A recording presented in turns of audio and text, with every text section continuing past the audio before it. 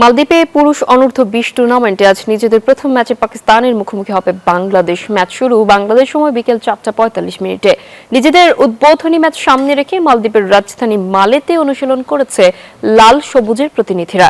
ম্যাচের আগের দিন অনুশীলনে হেড কোচ মার্ক কক্সের অধীনে বিশেষ সেশন করেছে তারা। পাকিস্তানের বিপক্ষে জয়ের ব্যাপারে বেশ আশাবাদী ফুটবলার সহ কোচিং স্টাফরা। ওভারঅল সবকিছু ঠিকঠাক আছে, সকল প্লেয়ার সুস্থ আছে, আমরা সবাই প্রস্তুত আছি ম্যাচের জন্য। সবারই ভিতরে একটা জেদ কাজ করতেছে। ফার্স্ট ম্যাচ আমাদের খুবই ইম্পর্টেন্ট। সে ম্যাচ নিয়ে আমরা অনেক প্রিপারেশন নিয়েছি, আমরা পজিটিভ, কোচরা পজিটিভ। আমাদের যে ট্রেনিং ফ্যাসিলিটি দেওয়া হচ্ছে অনেস্টলি এটা ইন্টারন্যাশনাল স্ট্যান্ডার্ডের না।